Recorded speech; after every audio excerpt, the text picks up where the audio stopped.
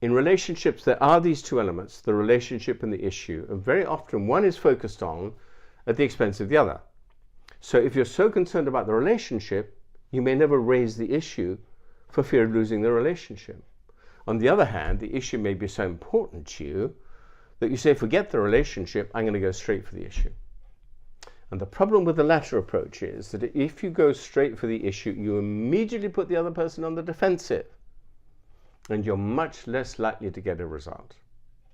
So the trick is to start relationally, to try and be as warm and positive as possible to begin with, as you lead up to the time when you have to raise the more difficult issues. So you start in a positive way, you're engaging, smiley if you can be, and it can be really quite difficult to do this. But to be thinking in terms of RIR, relationship, issue, relationship, really helps in all of this. And for me, it has now become a way of being. And I can tell you, it really does make a huge difference. And I know only too well, when I slip from that and just go for the issue, I'm telling myself, Chris, you've blown it, because you put them on the defensive again.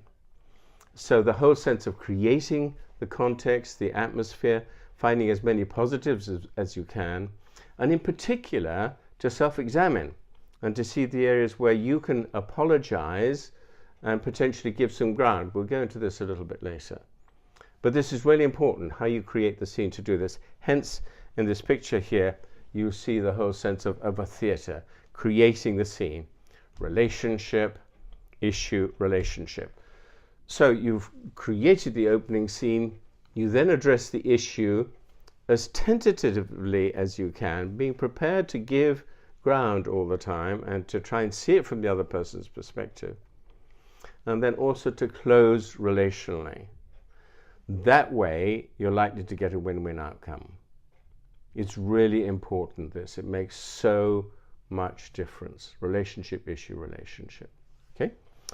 And then to come back to this diagram here, which I call the TA gate. TA stands for transactional analysis.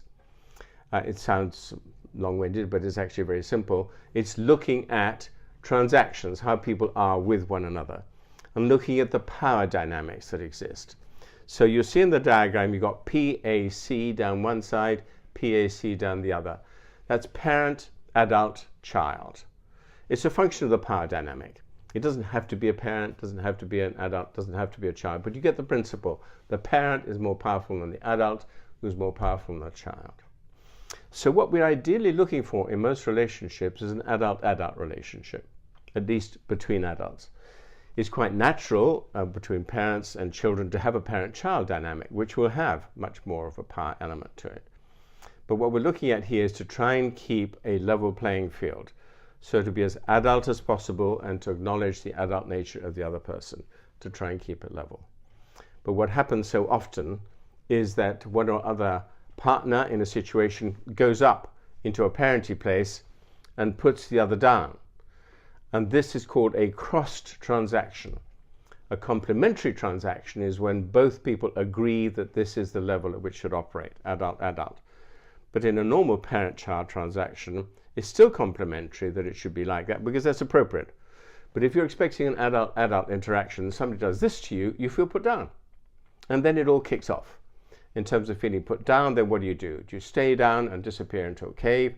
Or do you then come up and try and put them down?